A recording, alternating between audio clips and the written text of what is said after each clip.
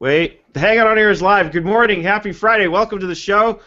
Schoolofbookkeeping.com. We're talking part 2 of running your business from the numbers, but we have a couple of housekeeping items to deal with first. So first and foremost, we've got the Seattle Accounting Tech show coming up, and specifically, there's going to be a big brawl. It's going to be QBO versus QB Desktop, and actually, what will happen is there's actually a whole lineup. There's a bunch of other stuff. It's not just that. Shelly's got quite a program planned for the day. It's all happening on June 30th, and for those of you who can't get to Seattle to see it live, they're going to be live streaming it. So if you go onto Facebook and you search for Seattle Accounting Technology, you'll find the event there, and you'll see links where you can sign up and actually you have to pay, I think it's like $80 for the day, and they'll be live streaming all day, the whole thing. So what will be happening, among other things, is that Katie Peterson, who's one of our Team SOB members, and myself will be defending the QBO side, QuickBooks Online, and we'll have Don Brolin and Gail Kersop defending the QuickBooks Desktop side. And I want to be clear about something, because we were posting about this on Facebook this week, and just leave it to social media. You're always going to get one who's going to go in there and want to be negative about the whole thing. And we had one person sort of chiming in, I'm not going to mention names, but chiming in and saying, oh, this is going to be a divide, and what difference does it make? Just throw a desktop solution in the cloud, and why do we have to have the, and it's like, shut up.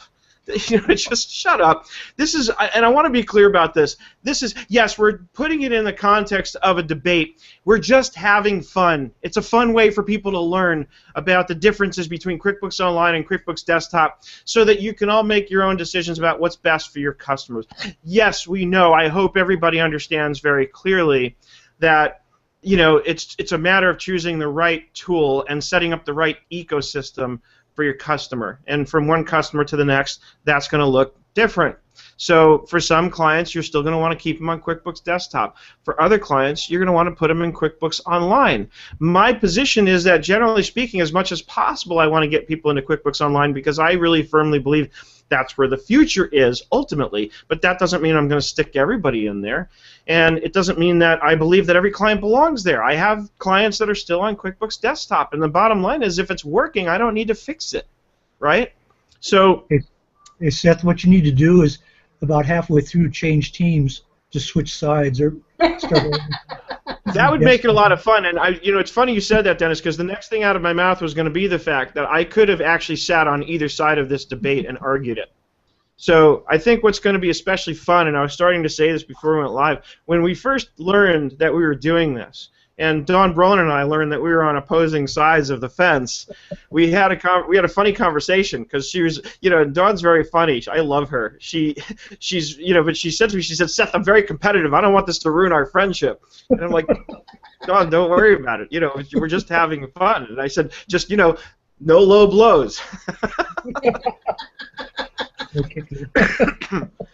So it's all good. It's just fun, and it's one of the reasons. It's funny because I had a conversation with a new client that's coming in my door. He's somebody I've known for years, actually, and he shared with me. I guess he and his wife are no longer together, but he shared with me that one of the reasons he didn't work with me years ago was because his wife had an objection to it based on the name of my company, Nerd Enterprises. And so I told him, I said, well, now that it's clear that you and your wife are no longer together, and given that you've told me that, I can share with you very honestly that the whole reason I named my company Nerd Enterprises was to weed out the sticks in the mud.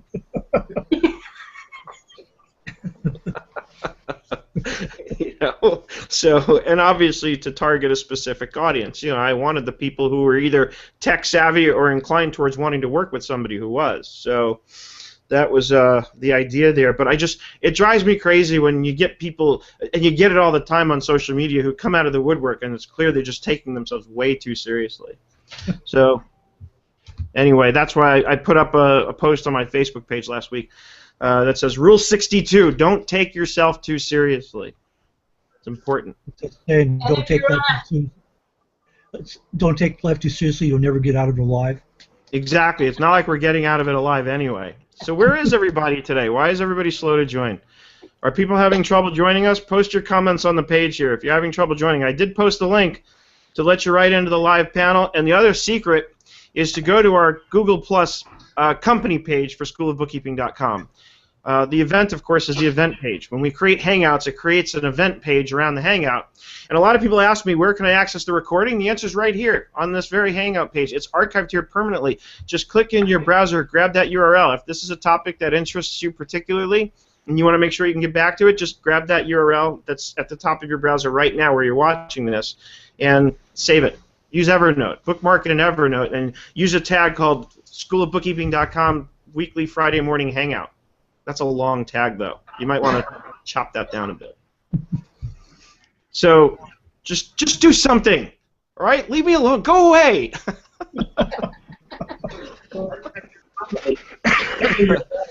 So we have Jake joining us, I think, for the first time. Just grab that URL. Good morning, Jake. Right now we're watching this.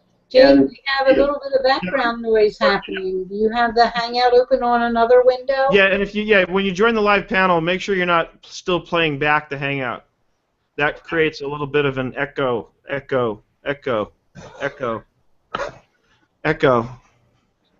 Good morning, Jake. Good morning. Jake, what part of the country are you in? I just got done mowing my lawn, so I'm on the East Coast.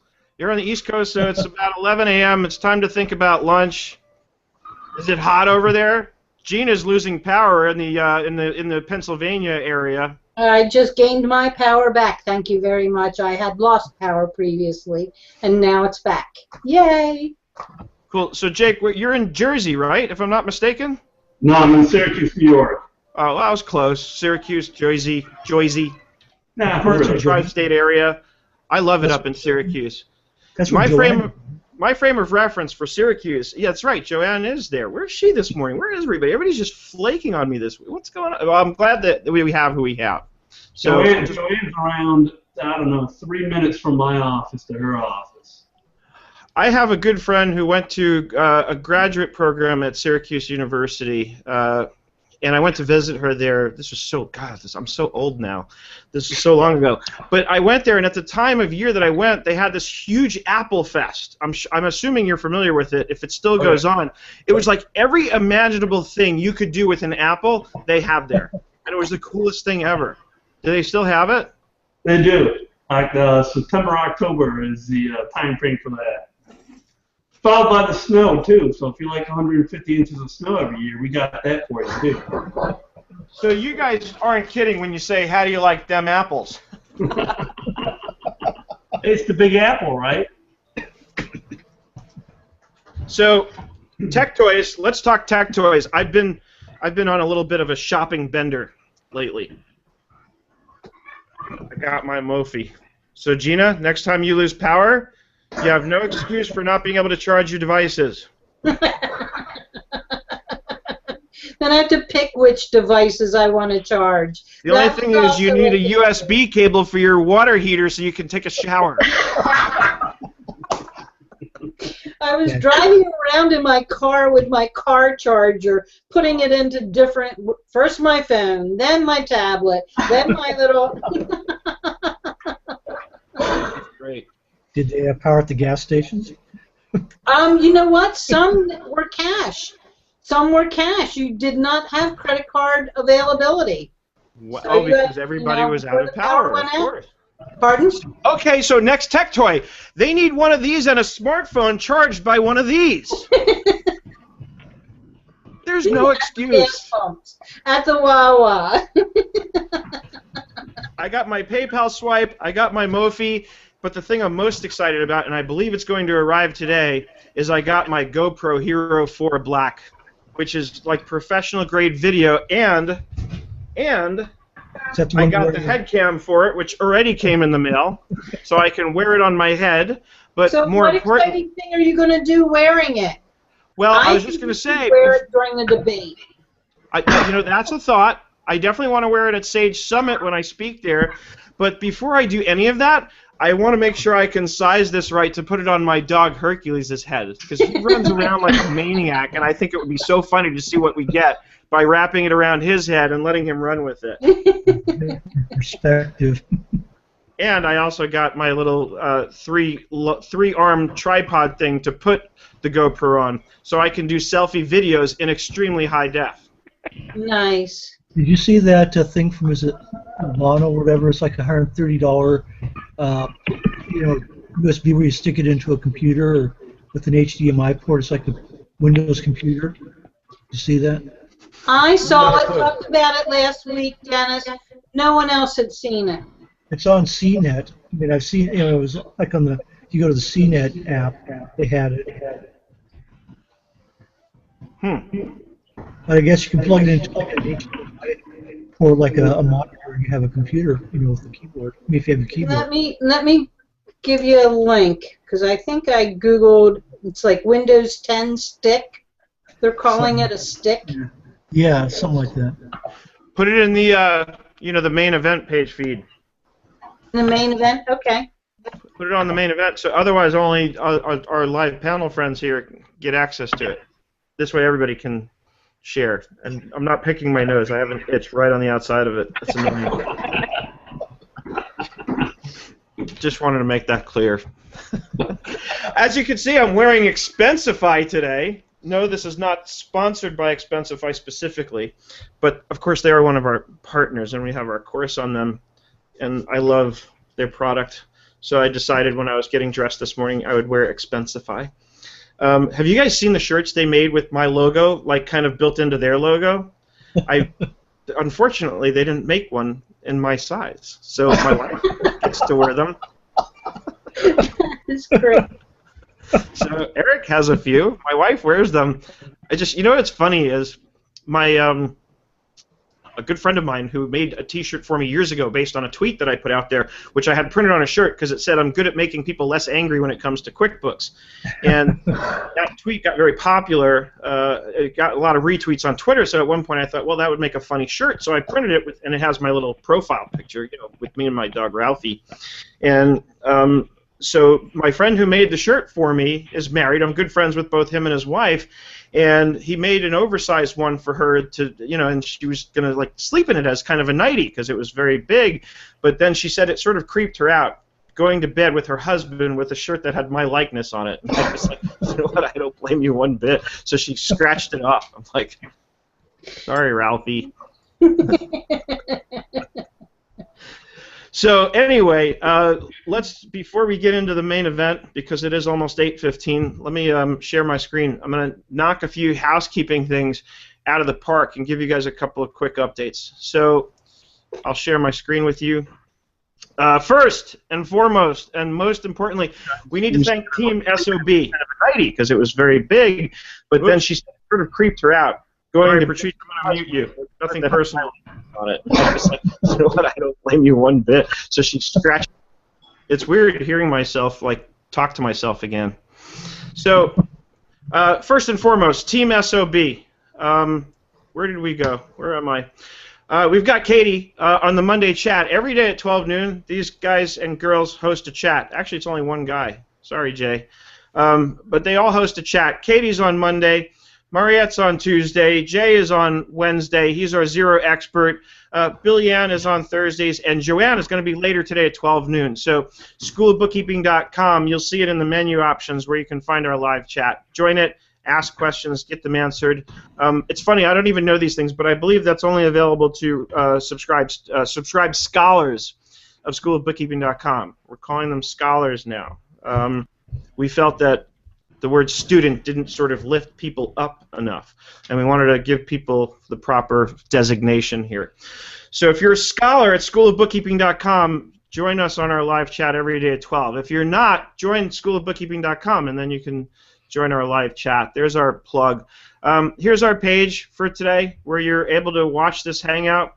So if you're watching, great. If not, I've also posted the link. There's Gina posting the link about what Dennis was talking about, which I have no idea what that is, but it sounded really good. Over here is the actual schoolofbookkeeping.com page on Google+, which is where you will find this very post where this button is here that says Join Hangout. So that's the surefire way of getting in. That's how Suchi managed to get in with us today. All right, Suchi. Okay, and then over here is just another page on Google Plus with the direct link to that very same post. So let's knock out a few of these tabs. Sage Summit is coming up. Eric and I are both very excited to be speaking at this event. I actually have 2 tracks. Eric has 3, and we're both getting paid the same amount of money. So ha ha. So, but we're very excited. If you register with the promo code Be My Guest, it's $99 instead of $799. And I asked them, I said, that's one heck of a discount. And they said it's just our way of giving you, as one of the participants, as a speaker, the opportunity to kind of bring your entourage with you and make it very affordable to do so. So if you're available, it's the last week of July coming up. And by the end of the weekend, I should have actually several blog posts up on our blog at toolegit2audit.com, which will be discussing a little bit about what I'll be talking about at the event. A lot of it's based on our 3-part series that we already have at Too Legit to Audit, called From $25 an Hour to $185 an Hour. But then I'm kind of appending that title with a scratch that, make that $250 an hour. And kind of how I did that, how I managed to start out my career at 25 and get up to the point where this year, most recently, I actually upped the rates for one-on-one sessions with me to $250 an hour. And there's a lot, obviously, that's behind all that, and a lot of history there, which is what I'm going to be going into when I give one of my 2 talks at Sage Summit. The other one's called The Committed Life, how to get paid what you're worth and be liked for it. So we'll get into that too. So that's what's coming up on Sage Summit. Hashtag Sage Summit on Twitter if you want to kind of hang out with us online and get in on that conversation. Here comes my email, which you don't need to see. We'll get rid of that. Here's Cloud Accounting with QuickBooks Online course overview. We were talking about that in our ABBA group this week, and now I think that brings us to the meat. So everybody's seen the last couple of Hangouts where we kind of went over value pricing and setting up your packages, and we sort of laid out a model here where we started looking at these packages, right? Monthly fees. We set a target. By the way, on my own website, I consolidated. I thought about what we read earlier this week on, I think it was the CPA Practice Advisor site, where they interviewed Ron Baker, who, as far as I understand, I think he's like the pioneer. I think he started this whole value pricing revolution, where he's definitely up there, probably with the first people who did. But there's an article that, among other things, said that you really should have 3 packages. That if you have 4 or 5, you can, if you're very sophisticated, but you might stifle your prospective clients. You might paralyze them because they won't know how to choose. So keep it simple, 3 packages. What I did was I consolidated, and so I got rid of 2 of them as follows. So now I just have the 3, 350, 500, or 3,000. Now here's the thing, and we talked about this the last couple of weeks. We're going to really want people to move towards the median, the one that's in the middle. Remember that from math in high school, the median? It's kind of like the average, but it's a little different, right? And then if you're in really advanced math classes, we started talking about things like standard deviation, which don't ask me what that is. I don't remember. I just remember the term, and it sounds good. I feel like I sound smart when I say standard deviation. Sounds like an oxymoron. Standard and deviation are opposite. Well, it's the standard at which things deviate from the norm, right? So you have the norm, and then you have deviations, and then you have standard deviations, which is, so I guess I do kind of remember it, but I just remember you'd see a graph, and I'm making motions with my hands, which of course you can't see because I'm showing my screen right now, but rest assured I'm making really interesting motions with my hands. I'm in rare form today. I've already had 2 cups of coffee, so bear with me. How many hours have you been up so far, Seth? I was up at just before 4 this morning. Oh my God. So about 4.5 hours I've been up. So because I had to work on content for Sage Summit, I hadn't really had a chance to get into that yet. We did produce one really funny video on that. If you haven't watched it, go on to our schoolofbookkeeping.com YouTube channel, and you'll see a video we did where Eric steals my bayonet mix. And if you don't know what bayonets are, well, you have to come to New Orleans and find out. So we've got this plan where we want people to go for the median, and we set our goal based on that, but the understanding is that we're going to drop people into all 3 tiers. And you know, what we talked about in the ABO group this week when the subject came up, because one of the other things that they mentioned was that he was suggesting, and by he I mean Ron Baker, in the interview that you were documenting with him, that you should, when you lay it out on your website, you should put the highest price plan first or all the way to the left. And the thinking is that that will encourage more people perhaps to sign up for that plan. I disagree with that for two reasons. Number one, I don't want people signing up for that plan. I want them going to the median, right? Because this plan, the $3,000 a month plan, is going to use a lot of my resources. So, you know, and the reality is, you know, the whole point of this for me is to share with you all very transparently how I'm approaching this. So the number one reason I disagree is I don't want to encourage them to go into this plan. I want it to be something that if they really want it, fine, you know, then they can sign up and they're going to pay the money. And if they're willing to pay the money, I'm willing to do the work, of course. But really what I want is for them to go with the median plan, because I want 100 clients at $500 a month so I can reach my annual goal of $600,000 a year. And at this rate, if I lose 2 clients, who cares? I mean, I care, obviously, but the point is it's not going to hurt me financially too much if I lose 2 clients in this particular mix of $500 at $100 a month. If I have 2 clients at $3,000 a month and I lose one, that's going to hurt. That's going to sting, right? And in fact, my own internal plan here is as soon as I have 2 clients on this particular plan, the price is going up to $5,000. And what I'm talking about here is I'm basically basing this on basic economics 101 supply and demand.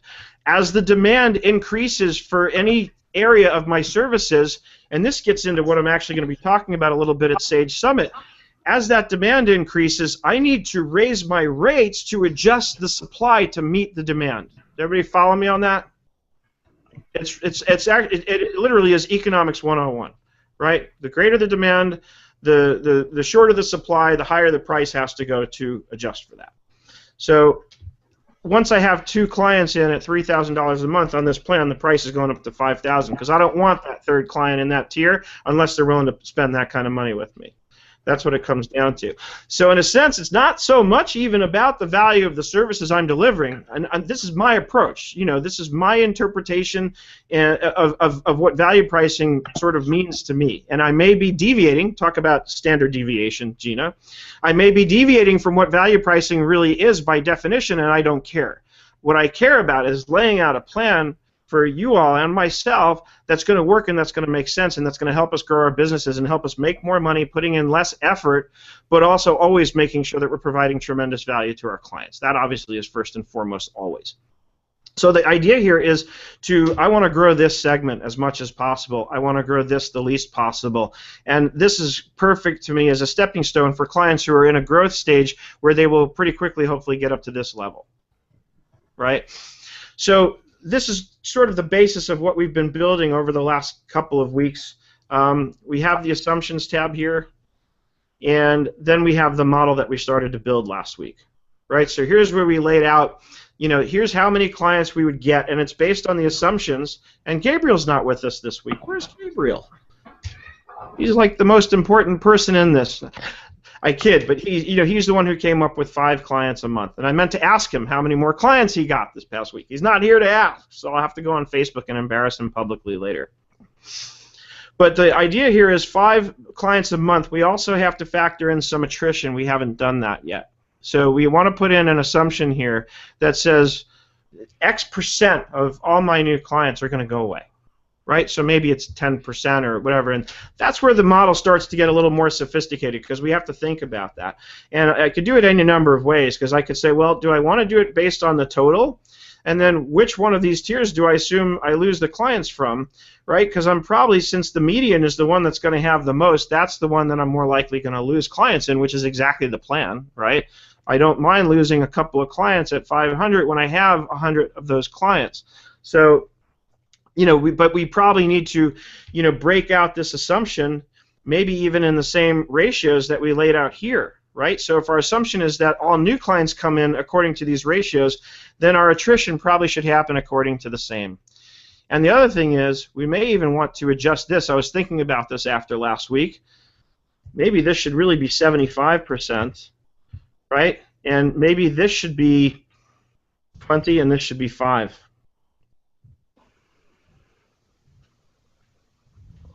and I changed it. Does that all add up to 1? I'm not good with numbers. That's why I use spreadsheets. Yep, that works. So that might make more sense in terms of the distribution of the new clients. And again, when we come up with an assumption about attrition, and maybe that assumption should be that we lose 10% of all our clients, 10% a month, that might be a lot. So again, you have to play around with this, and at the end of the day, come up with something that you feel comfortable is realistic and conservative, right? So how many clients hopefully we keep them all, right? I like to be optimistic, but I also like to balance that with a certain amount of realism.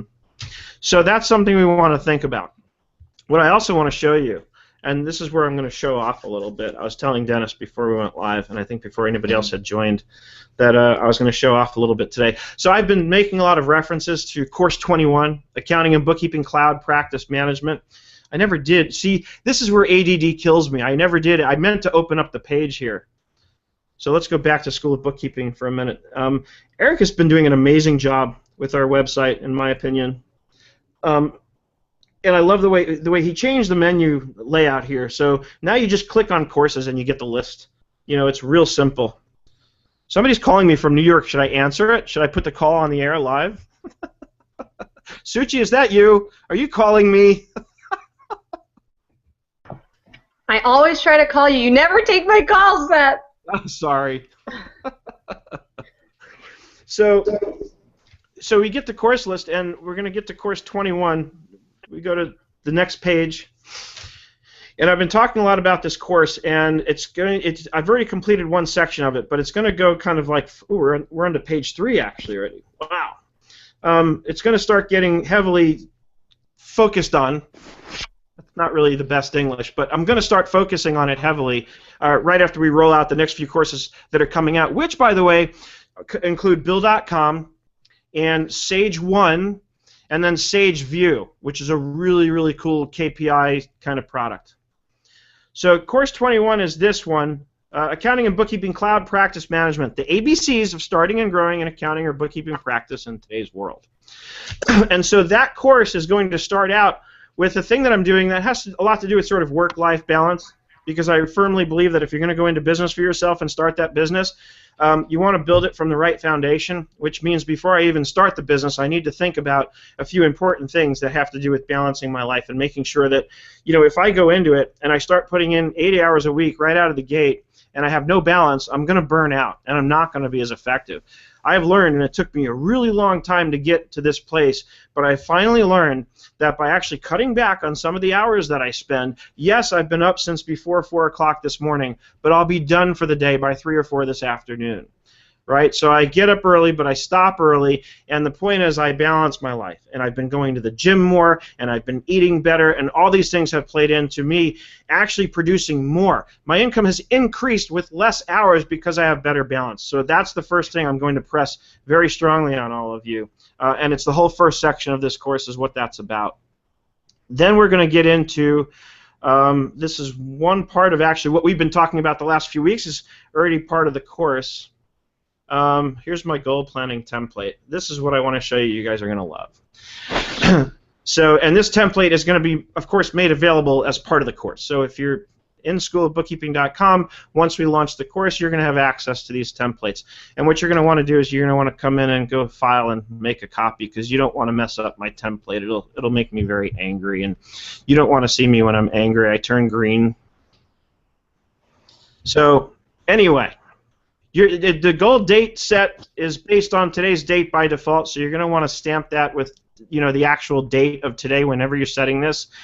My thinking is I've set it so that you can set any time limit based on months that you want, but notice I have 11 here, and there's a reason behind that. And it was just for my own sort of self-psychology, for lack of a better term, where when I started doing this for myself, and this was actually almost exactly a year ago that I started doing this, and that's what this is all based on, is what I've been doing for myself. So it's based on actual experience. I said, you know what, 12 months is obviously the norm. That's what most people are going to do, is they're going to set a 12-month goal. And I said, you know what, I'm going to make it 11 because in a weird way, and this is just based on, like I said, my own psychology, the way my twisted brain works, is I said if I make it based on 11 months, it will have a way of sort of lighting more of a fire under my ass, if you will, so that I'll want to work that much harder to make sure I'm reaching and achieving that goal. So with that in mind, then it, of course, comes up with the target date. And here's the amount desired. Recognize that number? Anyone? I know you're all muted, so just raise your hand, wave hello if you recognized where the number came from. Time left to achieve the goal, 335 days. And then it breaks it down. Monthly goal, weekly goal. Look at that daily goal. But what that means is when I reach this goal of 600,000, that means that that's what I'm going to be producing every single day. Is just under $2,000, right? That's not bad. Did I ever show you guys my yacht that I want? You see that? Hopefully, maybe. Okay. Let's get back to work. So, $2,000 a day, not a bad goal to shoot for. Now, how do we get there? How do we get there? Over here is where we get into the balance part. So we look at the time, how do we want to spend our day, and I've got it broken up into 6 major areas. And I didn't make this up. This came from a book that I've been studying. I no longer read books, I study them. I've talked about this, and if you want to know what I mean by that, you know, reach out to me and I can certainly go into more detail with you. But I think it's self-explanatory. There's no point reading a book to me. I've got to study it. I've got to learn what that book tells me about, you know, especially when it's the kind of self-improvement type stuff that I like to read.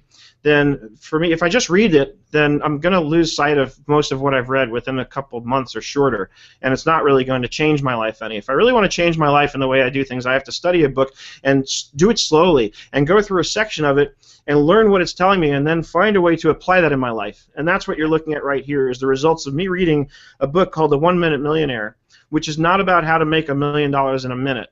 It's about how to think the way a millionaire does, 1 minute at a time. And this is the very first thing they lay out in the book, is these 6 major areas: your body, your brain, your being, your time, people, and money. Right? And I believe they're in this order based on order of importance for a reason. And, you know, again, these guys have figured something out because the guys who wrote the book are both, they co-wrote it. It's Mark Victor Hansen and Robert Allen. Mark Victor Hansen, you might recognize the name from Chicken Soup for the Soul. He and Jack Canfield wrote that series together, but Mark teams up with Robert Allen on a lot of stuff, and they're both millionaires. So I figure if they're writing a book about how to think like a millionaire does, I should probably follow their formula because they obviously have figured out how to do it. So that's what I was talking about in terms of the first section.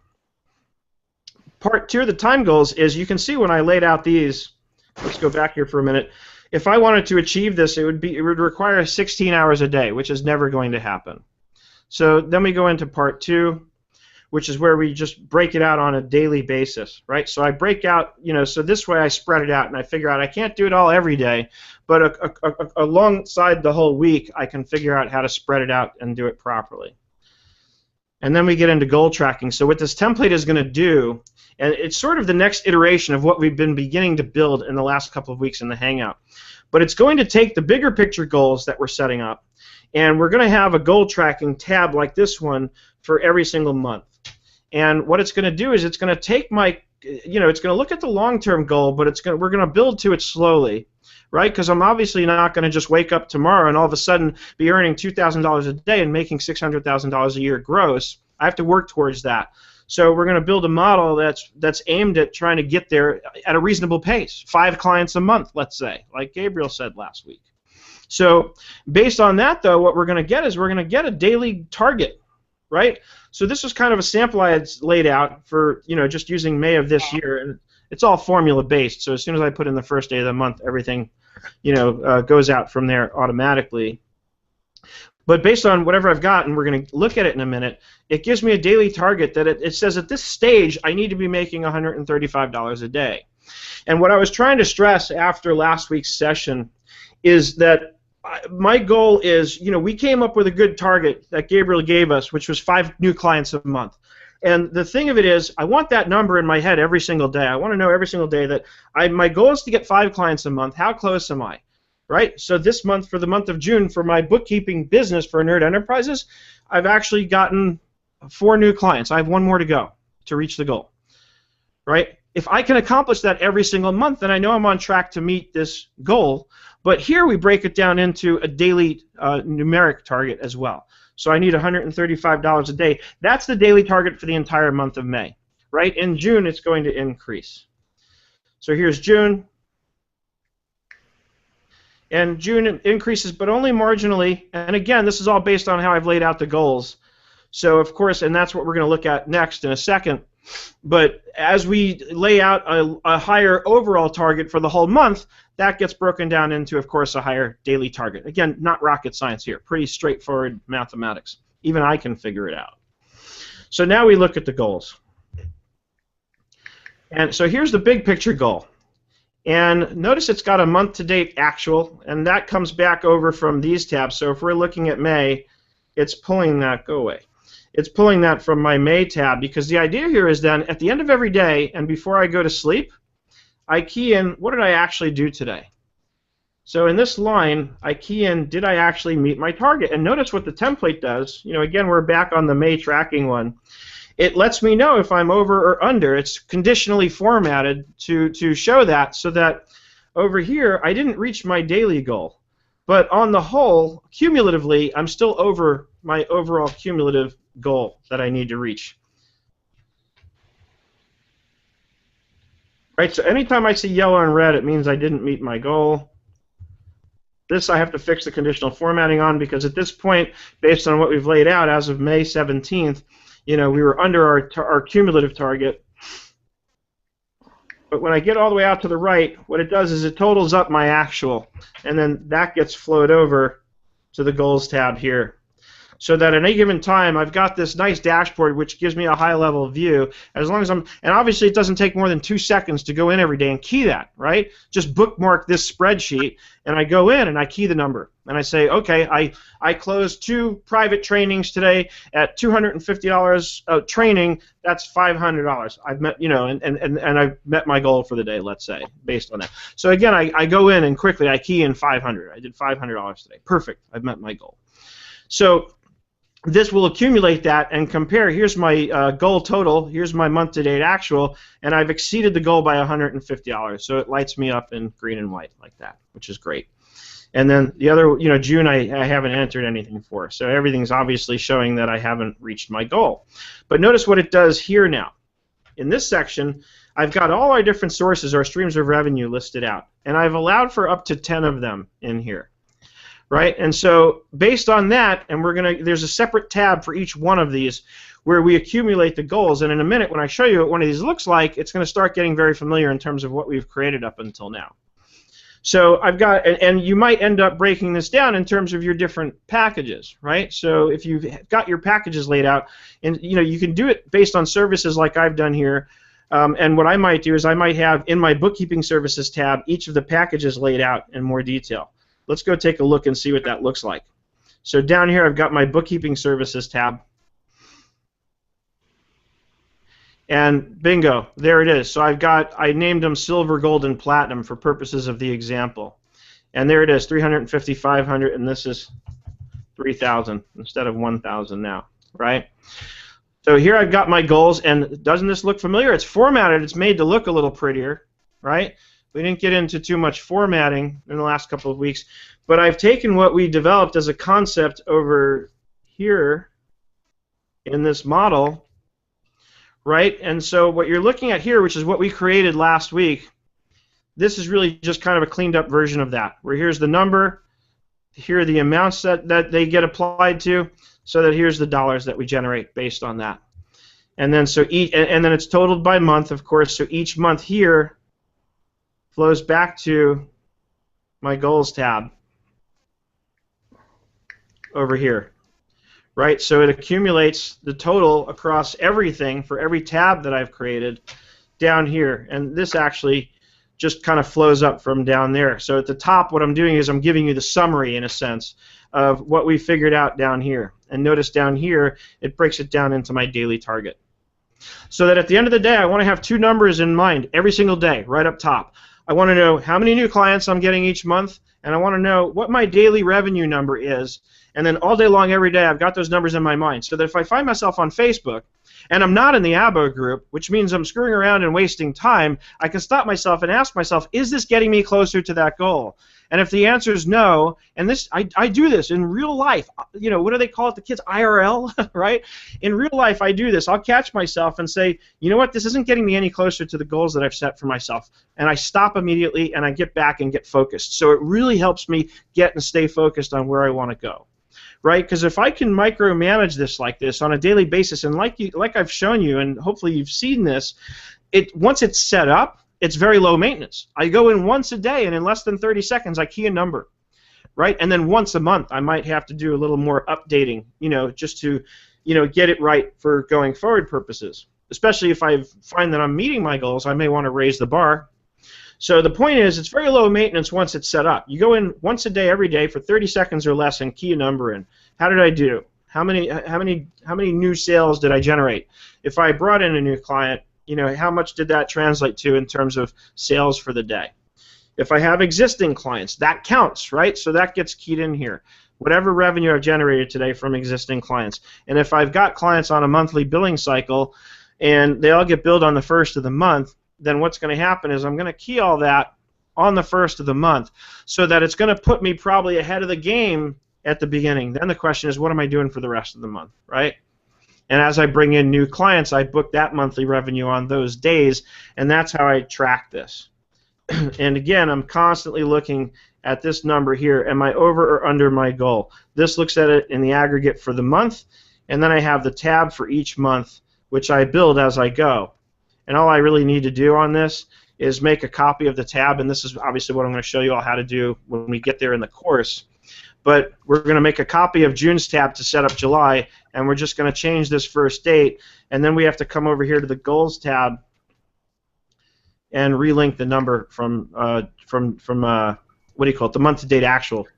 Actually, right now it's a hard number, 0, so this has to get linked over to that tab. And again, I show you how to do all this in the course. But ultimately, and this is all just the beginning, this is just to get started, so that if you want to start and build a bookkeeping or an accounting practice, the whole idea is to get this laid out first and see, how can I do? Can I realistically hit these numbers? Can I bring in enough clients to generate the level of revenue that I'm projecting here? And most importantly, when I flow that over to what I'm going to earn personally. So I have my revenue for my business. I figure what my overhead expenses are, come up with my net, and if I'm setting up, let's say, an S-Corp for my business, then I have to factor in the salaries I'm going to pay myself and flow all that over, and can I hit my targets, and are my targets sufficient ultimately to cover my personal bills? That's something that I think a lot of us leave out of the picture. We go and we start building a business, and we fail to consider, is the business really going to generate, based on conservative projections, enough money to pay our bills? Because if not, then we're in trouble. Right? And this is what I've seen a lot of our clients do in terms of making a mistake. They build a business model where the business model looks really nice and profitable, but out the gate, as profitable as it might be, it's still not sufficient to pay the mortgage. So now we got a problem, right? Because if, let's face it, bottom line, if I'm not bringing in enough to cover all of my bills, that means I'm borrowing money. Either that or I'm going out of business, right? It's one or the other. So I feel like that's a really important part of the picture when we do a projection that a lot of people leave out. Is at some point we have to also look at our personal finances and see, does this cover it? So this is the kind of stuff I'm going to be talking about really just in the first 2 sections of the course. Then we're going to get into the actual cloud practice management stuff, where we're going to be looking at the industries you want to serve and the applications that you're going to want to use to serve those industries. Right? So this course is going to be kind of like the backbone that will actually shoot off a whole bunch of other sort of subsidiary courses, where in this course itself, we'll at a high level look at the different applications, things like Bill.com, which is rolling out in its own course, but we'll take a look at that again as part of this one. And, you know, because going back to the whole value pricing model, and this is what I was laying out over here, and this is, again, another template that's part of the course, using things like Transaction Pro Importer to substantially increase our efficiency. Some of you, I'm sure, saw my post in the ABO group yesterday. where I shared a story, true story. It happened yesterday. I was working with a bookkeeper. She had 6 months worth of checks that a client wrote out of a copy of a QuickBooks file that had to be exported from there and merged into the master copy. 6 months, 4,000 records would have taken probably a week or more to get done if she had to enter that stuff manually. Using Transaction Pro Importer, we got the whole thing, including all the prep, done in less than an hour. And most of that hour was really just us waiting for the transactions to get pulled in from TPI into the QuickBooks file, because at 4,000 records it takes a few minutes. So, you know, we took what probably easily could have been a full week's worth of work if you were only doing that and turned it into 1 hour. So then we look at a model like this, and this is where I really try and sort of, you know, it's not even hard selling. It's just trying to drive the point home to people about where value pricing is so important to start thinking about and take into consideration. Because if I'm in year one and I'm charging $85 an hour, that's $8,160 in revenues for the year, right? And if I'm over here, and let's copy my formula over, and in year two, it takes me only 4 hours a month, I lose half my revenue, right? Because I got it done in half the time. So I suffer for getting better at my job. Why am I doing that? Client's going to be real happy, right? But at the end of the day, if the client was happy paying this much because they saw value in it, why should they pay any less when what I've delivered is exactly the same? Perhaps even more, because I did get better at my job, so there might be more that I was able to do for them in that extra time that I wasn't able to do in the first year. So now what we say is, now over here is where I calculate the effective hourly rate in year two, right? So let me add that in properly. So when I value price it, and let's say I just go based on $8,000, just kind of round it down for them, my effective hourly rate goes up to $167 an hour rounded, right? Because I got the job done in half the time, but I'm still getting paid the same amount of money because what I delivered was exactly the same. Why should I get paid less for delivering the same thing? That's the concept. That's the core concept behind value pricing and why it's so important to do, especially as we go forward, because, and that's the crux of this course, is I'm going to be showing people how to build and run your business in the cloud, which means we're going to be using all these cloud-based apps. And the reason for it is they create these incredible efficiencies that let us get things done in so much less time, but we're delivering the same result, if not a better one, right? We're creating all kinds of convenience for the client because now they have anytime, anywhere access to all of their financial information so that wherever they are, they can stop on a dime, pull out their tablet or their smartphone or open up their laptop, whatever's their pleasure, and they can open it up and they can access this information in a click. And we're providing that to them. So it's more and more value that we're constantly adding to the services that we're offering to our clients. And you know, I'm a firm believer that we should be rewarded for that, right? The client's going to get rewarded because we're constantly going to be adding value to what they're getting for the same amount of money. We should get rewarded for getting better at our jobs by getting paid the same amount of money, thus increasing our effective hourly rate. And eventually you'll get to a point like I'm now getting to where I don't even care about the effective hourly rate. I know that I'm getting compensated very well for what I'm doing. I know that I'm delivering tremendous value to my clients, so I'm not worried a bit about what it would work out to be on an hourly basis anymore. I really don't even keep track. I don't keep track of my own time, haven't in quite a while. My bookkeeping manager is a gentleman by the name of Jeff, who's here with us once in a while. He doesn't really track his time anymore either. Now, in certain cases, you're still going to need to track your time, especially if you're dealing with an employee model, right? So if you're running a CPA firm and you have salaried employees, you'll have to keep track of their time because you have to make sure, especially, let's say you were able to internally go to a percentage of revenue compensation model, which is what I am a strong advocate of. So that rather than paying them a salary, rather than paying them hourly, you're saying you take on these 5 jobs. These 5 jobs are each paying $500 a month, whatever it is. You're going to get 30% of the revenues on the job. Whatever you work it out to be with them.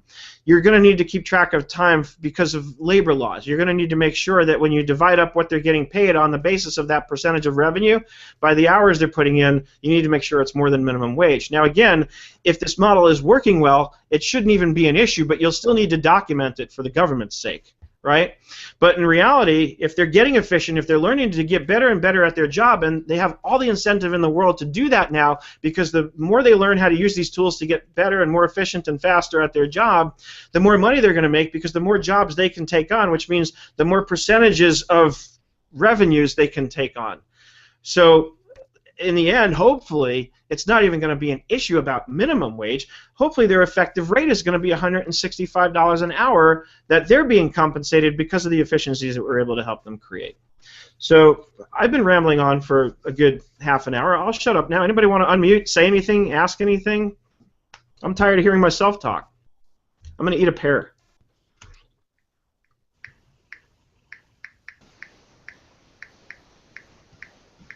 Nobody? So, Seth, a quick question. If you do a revenue model for compensation for before you hire, how long does it take you to calculate that? Like,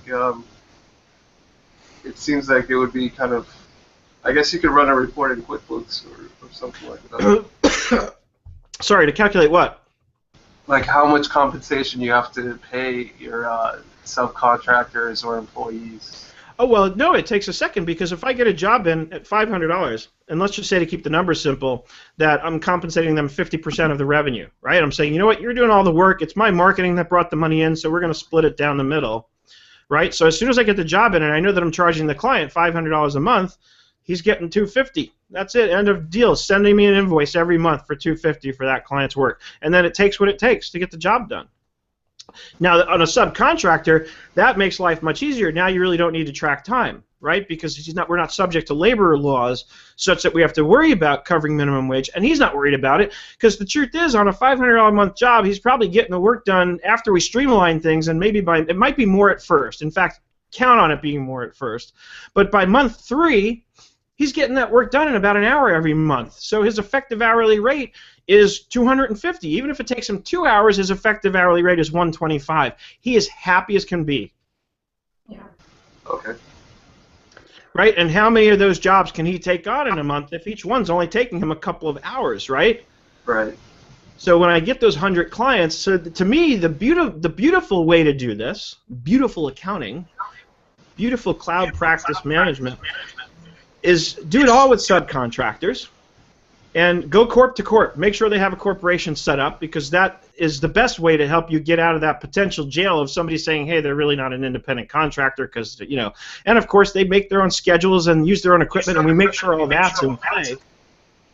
But at the end of the day, I'd much rather just have all subcontractors and no employees, you know, because this whole model just works better. You know, and it's so much simpler. But you do have to be careful and make sure that they really do have their own business. And Jeff, the guy that I keep making reference to, has his own business. You know, there's no question he has his own business, has his own clients. I never, ever tell him when he's going to do something. I might ask him, hey, when did you schedule this client? That's a little different, because I just need to know, so that if a client calls me and says, hey, when's my work getting done, I can say, oh, Jeff told me he scheduled it for tomorrow, right? Mm-hmm. But I'm not telling him when to do it. I'm asking him when he has decided to do it. So there's a big, important difference right there. Right? So you got to know those rules. There's a form that you can actually get off the IRS website. I actually just recently bookmarked it, because I was like, oh, I didn't know there was an actual form for this. But it's a form that's designed to help you determine whether somebody is truly independent or if they're a subcontractor. Oh, right. I think I've seen that before. It's like a list of questions, right? There's a 20-question list. Right. But hold on, I'm going to try and find this right now, because I know I just recently saw it.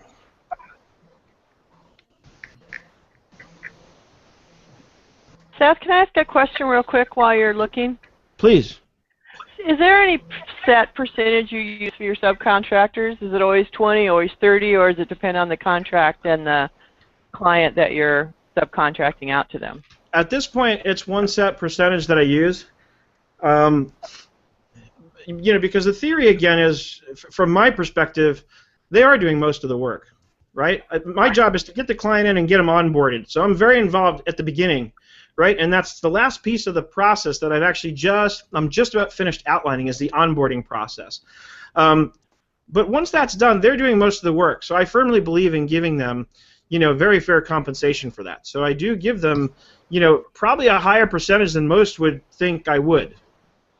You know, in fact, even when I was doing it hourly, and I remember I was having a conversation with Joe Woodard at the first Intuit VIP Summit, and when I told him how much out of my fees that I was billing my clients hourly I was paying to the bookkeepers, he said I was nuts.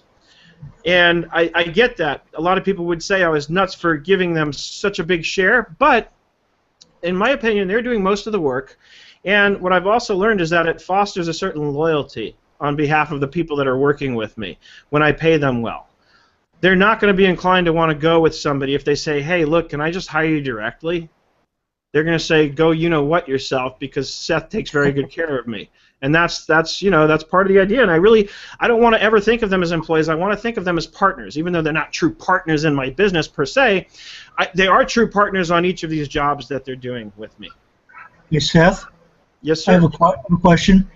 As a practical matter, do you have like kind of a range of what you expect a competent bookkeeper to be doing? For example, if they're taking 5 hours, I might question their ability.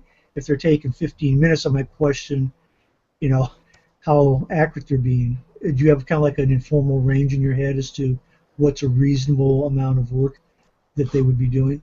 Well, you know, again, because of the model here, I'm not too concerned with how many hours it's taking them. And the way I lay it out for them, especially when I describe the percentage of revenue compensation model, is I say, look, it's going to be up to you to take it on. You know, I'm going to lay these jobs out and lay the scope out when I make the agreement with the client based on what I think, honestly, can reasonably get done after we get it streamlined in a fairly reasonable amount of time. And, you know, So the answer to your question is no, not specifically. I don't have an idea in mind. I do have an idea in mind when I lay out the packages that I've laid out about what I think it should take. You know, like I said, a $500 a month client, after we get things streamlined by month 3, and that's really how I've laid it out, is I figure it takes about 3 months to get it really well streamlined, to really learn the client, understand the ins and outs, figure out what the unexpected increases in scope are. You know, we have that going on with one of our clients right now, where there are things that the client made clear that they expect us to do that, you know, I wasn't really thinking of as part of the original scope. But when I looked at it, I said, you know what, it's not going to increase the time that it takes that much more. It's going to be a little more time, again, up front. But, again, once we get the systems in place, and that's the whole idea here, is to get those systems in place so that the work can get done really fast.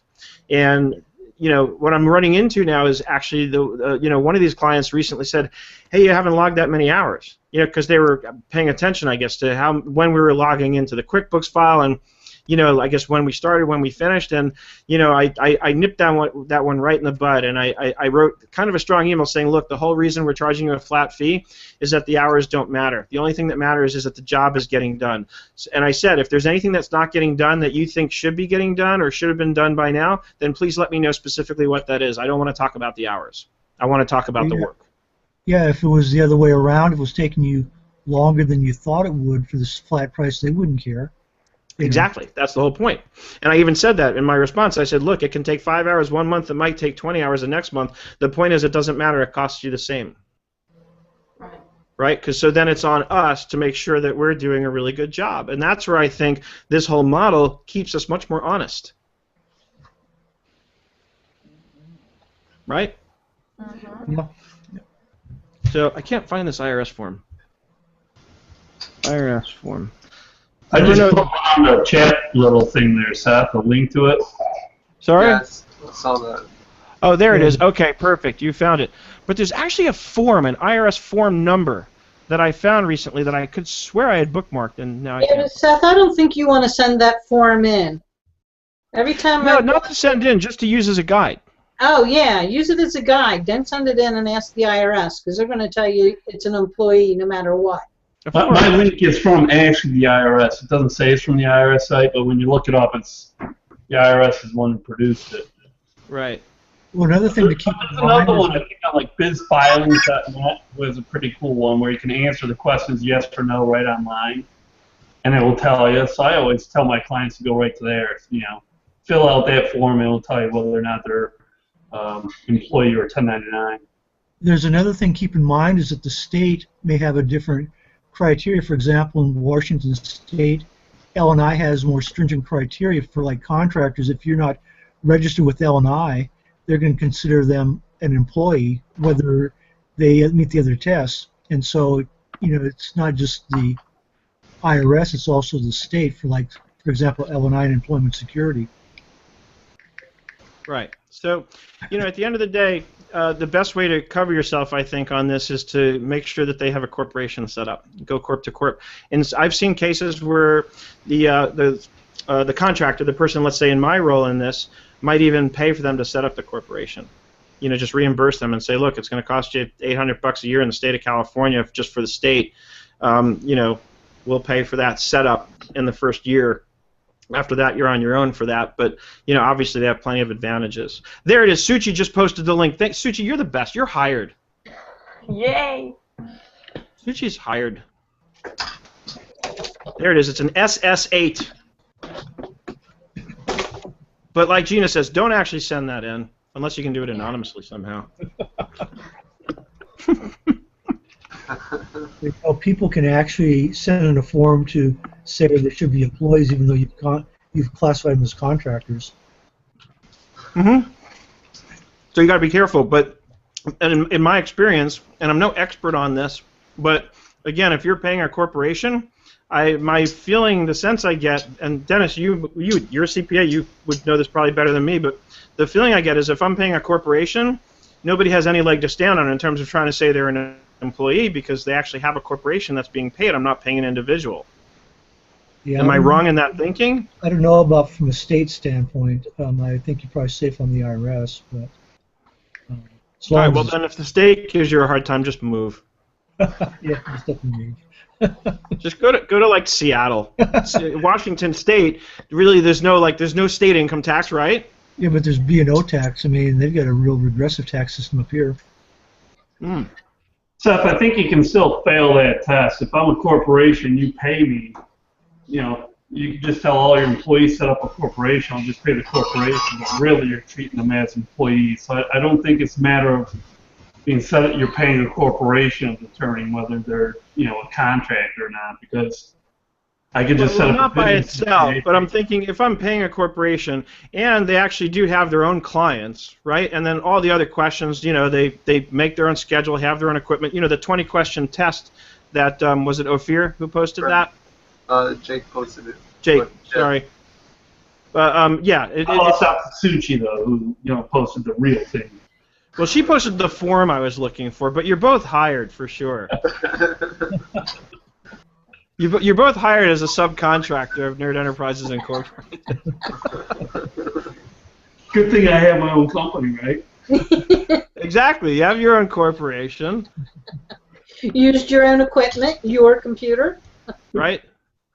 I had a client and right now you have 0 clients with me. So 80% of 0 is what?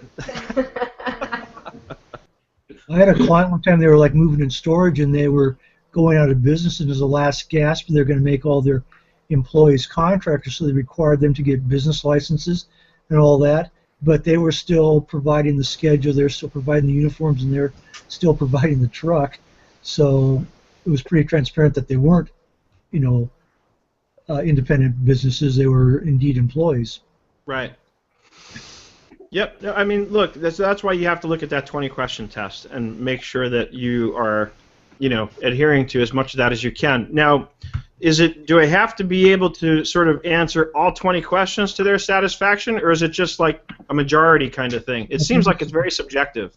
It's a preponderance, I think, but to me, the one word is control. Are you controlling their schedule? Are you controlling their hours? Are they using your equipment? Do they have other clients? I mean, yeah, those are all the big ones that I always hear, and that's the one. That's why that one I know for sure that all my subcontractors, I'm covered on those. They all have their own equipment, make their own schedules, and they all have their own clients.